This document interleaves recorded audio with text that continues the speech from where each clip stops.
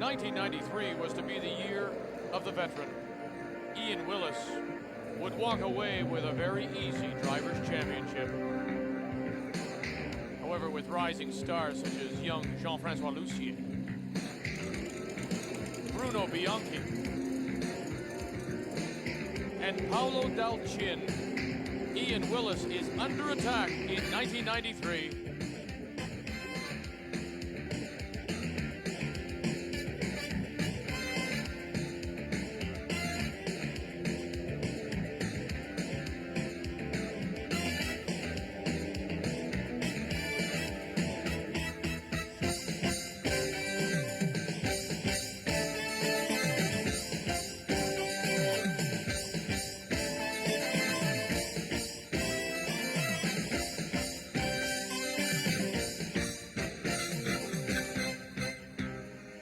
This is the Esso Protec BF Goodrich Formula 1600 Series on TSN. Hello, everybody. Welcome to round 3 of our coverage from Mosport Park. Vic Rowder, along with Canadian racing champion Gary Magwood. And all the pressure is on this man now, Ian Willis.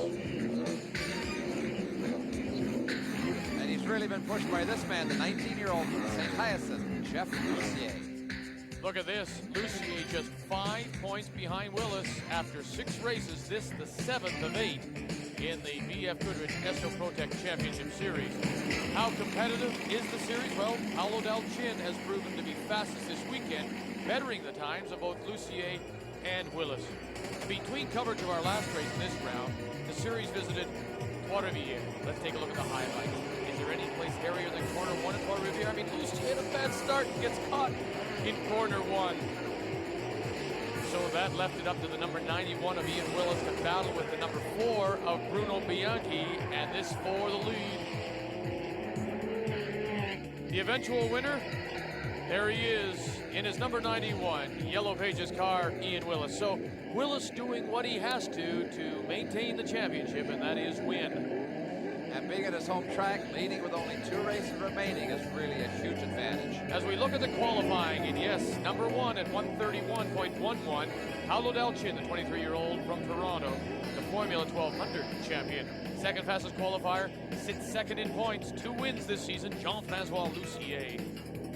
It's a pretty car, that aquamarine. Bruno Bianchi sits third, 4th in the overall points, still looking though for his first win. The man they're all here to beat, Ian Willis, undefeated on Mosport this season. Another veteran starts 5th, Jacek Mucha, who's an ice racing champion. That'll help him here on the slick Mosport circuit. The former Atlantic racer who now works with Jean-Francois Lussier returns to 1600 in his Van Diemen. That's Guimont. Row 4, excellent drivers, Vieux and Scraden. Row 6, Willis, that's brother Keith. In row 8, as Valence and Sheldon Smith. Row 10 and 11, combination of veterans, rookies. Row 12, one of Canada's busiest racers this year, Major General Lewis McKenzie. Michael Lee, Mark Green, Kim Good, they all round out the field of 29. And this series is brought to you by Imperial Oil and your Esso retailer. You're on your way with Esso. And by BF Goodrich, because no other tires will do.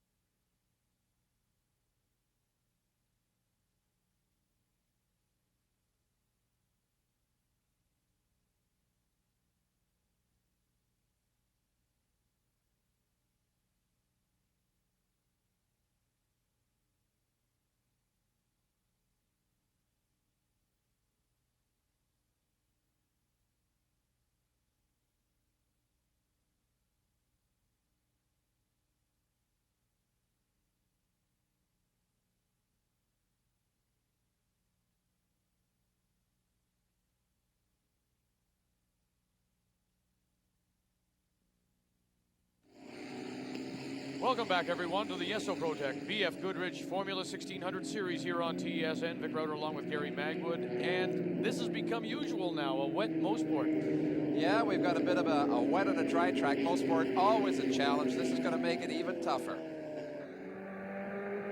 And here we have Ian Willis in his Aero in one of his qualifying laps on the day before the race. You can see the track is a little drier than race day, so Ian's taking a nice tight racing line, moving to the outside of corner one. Here's that marvelous corner two, that downhill sweeping left-hander. Ian lets it go to the inside, lets the car slide to the outside, comes back a bit to the inside, again moves to the outside of the track. Up into corner three, hard on the brakes here. Downshift very quickly.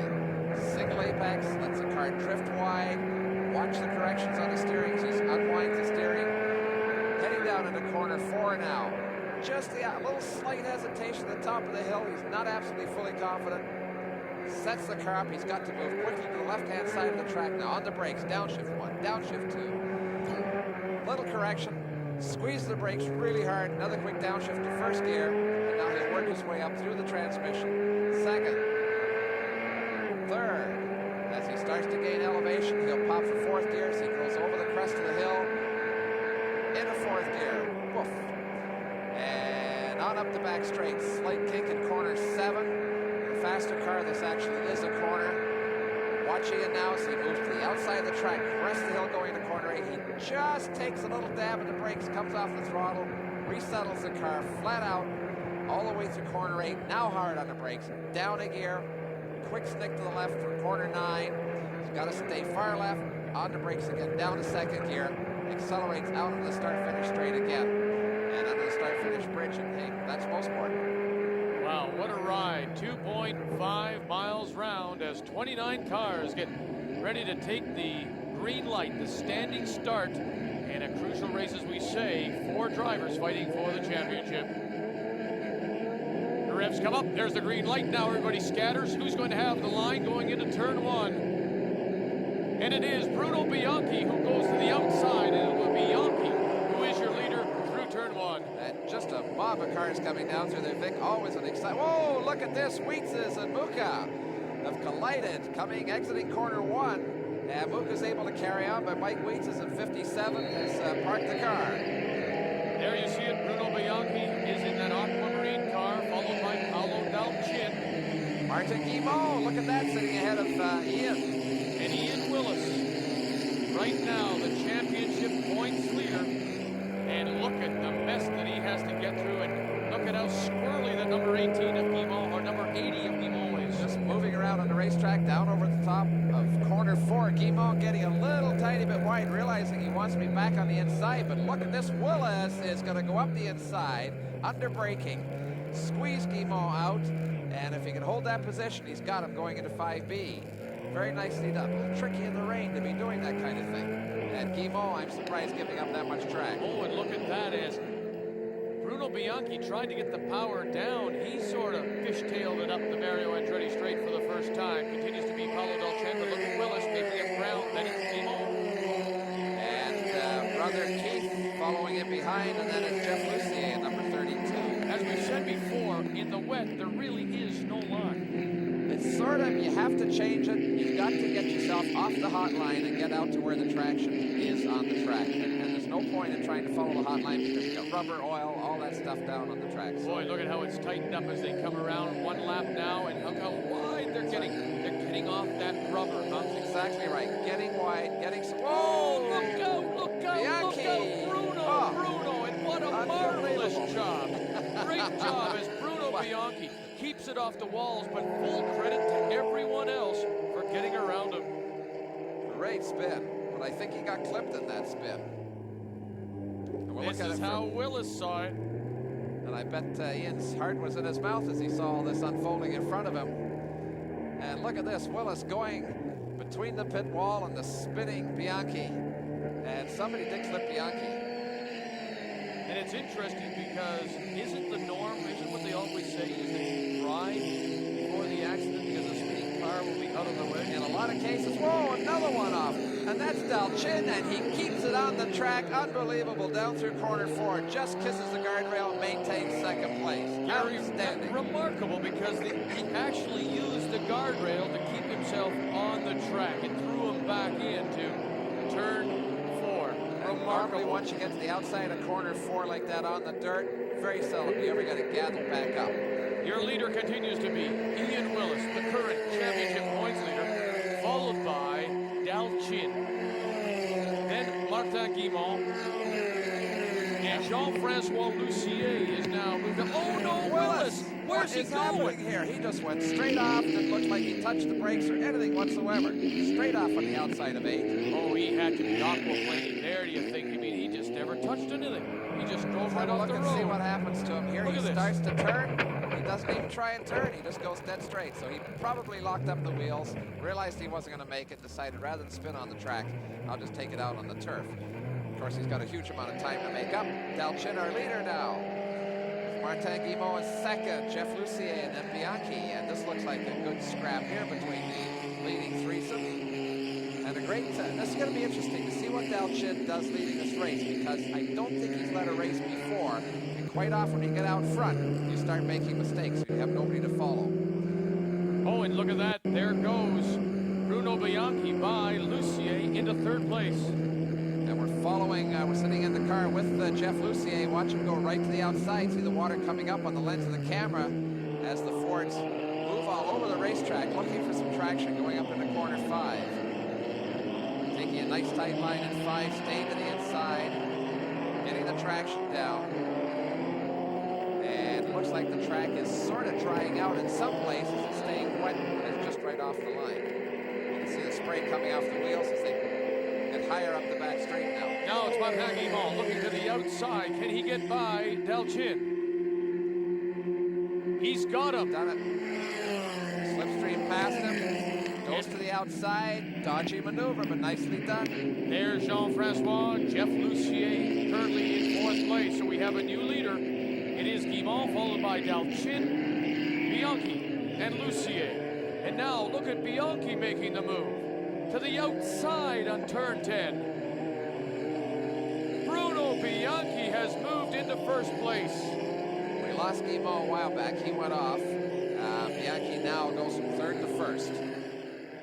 Well, that's remarkable. No sooner had he taken over the lead, Guimont going off the track, and everybody now getting a little thank you for the curbing. We can use some of that in these conditions. So Bianchi leading and building up just a tiny bit of a lead, but not enough to breathe easily, because Dalchin is right there, Jeff Lucier is right there.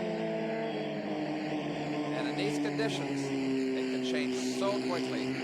Because one tiny mistake, you put the car sideways and the seconds just go ticking by. Riding along with Lucier now as he's trying to put the move on Dalchin. And he does it on the outside of 4 of it, going right out to the grass, the edge of the racetrack. An incredibly dodgy move in the rain. Treacherous corner at the best of times. He does a fine job, pulls it off, keeps the car. Watch him, just moving that car back and forth, balancing the car on the track. Very, very slippery out there.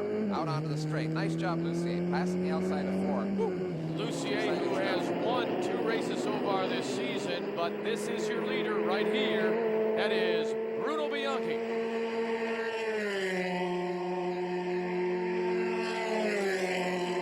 And now building up a cushion. This is the battle for 7th. We've got 96 Vertimer, 94 Schraden, 91 Willis. Ian Willis. We're back on him now. Remember, he was leading when he just drove off the end of the straight right here, going into turn 8. Sure did. Quick trip out of the Tulies there. He's back on track now, and obviously looking for a way to get by, because he's got to get up there. He hasn't got a whole lot of time to catch up to Bianchi and the battling group up in the front there. So Willis got his work cut out for him, and he's going to be pushing really hard, because the cars he's coming up to pass now are just running quick enough that he can't get by them if he were lapping them. Looking to get by Vertimer in that number 96. Ian Willis leading the championship points race. Knowing that he can't afford to stay behind. You can see him getting a little sideways there. He's got to pass very, very quickly if he's going to regain contact with Dalchin. Yeah, he's got to make those, I would think, quick darting kind of moves. Oh, no! Goes to other two competitors out and now travels backwards down the track. What a great, Ian, marvelous, nicely done. Nails the brakes, spins it around. He is steamed right now. Ian Willis, for the second time, loses it. He does. He just got himself going a bit too quick down. This is a great shot, going backwards in the race car. And a great job by both Verteber and Strainen to miss him, because, my goodness, they were right there. That could have been a bad accident. And so it's Bianchi followed by Lucier. This is Guimont. In fourth place, coming up over the crest of the hill, is Dalchin. Then Didier Strainen and Verteber. So, and there you see Strainen. Guimont bringing his car back up a little closer to the lead again after throwing it away earlier on. Willis is no longer a factor after spinning a couple of times. I'm watching his scrap here between Dalchin, Strainen, and Verteber for 4th, 5th, and 6th. Strainen currently running in 5th place. And Didier Strainen is the subject of this week's ProTech Profile. ProTech engine oil from Esso. Didier Strainen has tried almost every kind of racing. He began in motocross, then moved to Honda Michelin, and then the GM series. Now finally the Esso ProTech BF Goodrich Formula 1600 series. I'm used to drive sedan cars, and as you know, other series have failed to put together a program, and the Esso ProTech was the only one available at the time that we got our deal with CTMP and Autopro, so we decided to go racing open wheels. First thing is, it's pretty tight, I can tell you. In that Van Diemen, I have to drive in a special position in order to be able to put my shoulders between the bars, which is quite difficult. But the car is very interesting to race because it's, as I said, a real race car. It's everything is quicker, you know. You brake a lot later, you go faster in the corners, and the cars react much faster than the sedan car, which slides, the four-wheel drift, you know, more easily or more slowly, if you can say so. The thing that I have to work on now is a little bit of fitness, because it's more physical in those cars than in the sedan car, especially for the neck. In the position that I'm driving the car, I have to steer like this, and it's pretty tough after 30 minutes. But, you know, just concentrate on your driving instead of, does the car is ready, did that, or they're taking care of the car very well, so I'm just concentrating and having fun and driving as well as possible.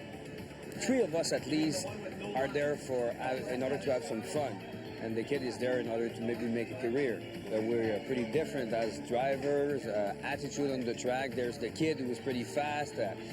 He's a natural, okay? I'm more a kind of a technical driver, so we exchange knowledge, and he's going faster, and I'm going a little bit faster too, but we're getting along together pretty well. Yeah, the kid is Jean-Francois Lucier. I should tell everybody as well, as you see Didier in that battle for 4th, Strainen is a color commentator for our sister network, Réseau des Sports, in auto racing, so he races and he also commentates. Duking it out there with Dalchin and Verteber. Strainen to the inside, looking to get by Verteber as Verteber gets it up onto the curbing. Holds it tight, down over the top of 2. Let's see how they come out here. Verteber just getting a little bit, no, that's Dalchin. Getting a little. Look out, somebody hold on here. It's in behind, and who is it? It is Verteber going off, and turn 3. And another car off, Martin Guimont, so a big surprise. One of our leaders is gone now. Up to 3rd, and there he is in the car, in the rail. Martin Guimont, who's had experience in Formula Atlantic and now returns to F1600, Bruno Bianchi, is your leader, followed by Lucier and Dalchin. And the current championship points leader, Ian Willis, sitting in a disappointing 7th spot.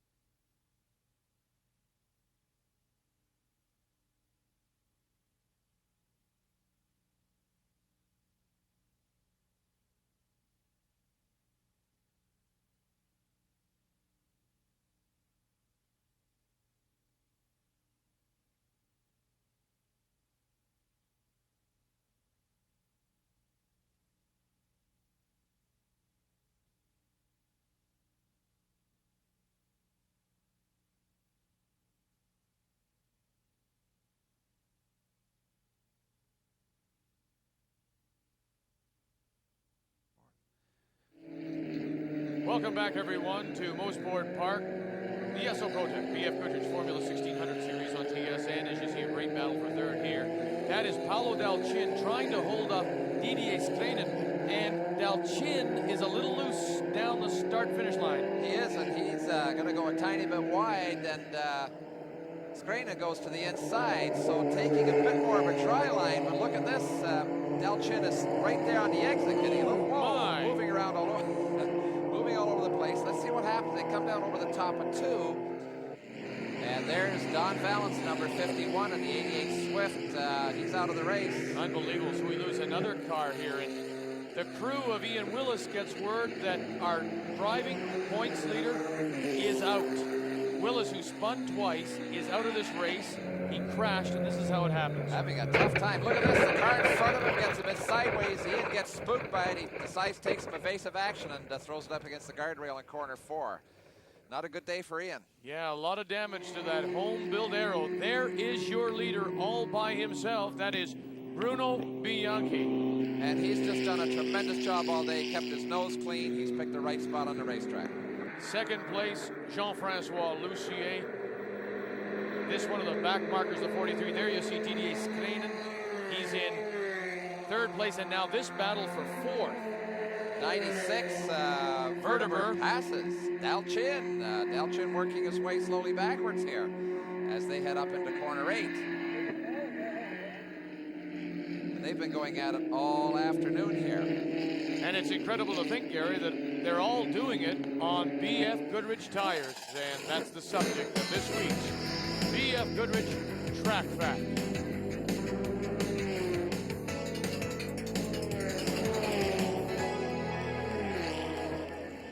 The Esso Protect BF Goodrich Formula 1600 Series is respected as one of Canada's best driver development series, but it is also a series used to develop racing technologies. And the tires used on all these racing cars are street radials that are constantly being improved through the intense racing of the Formula 1600 Series. BF Goodrich is proud to announce its continued involvement with Esso Protect BF Goodrich Formula 1600 Series. We just finished signing the contract for continued support of this particular series as co-sponsors. BF Goodrich gets involved with this grassroots form of motorsport to help us develop product that we can take to the street. What we learn at the racetrack in compounding and tire construction allows us to better develop product that is safe for everyday use by the consumer on the highway. A really good example of what we do is found in our BF Goodrich Comp R1, the new tire that we have here.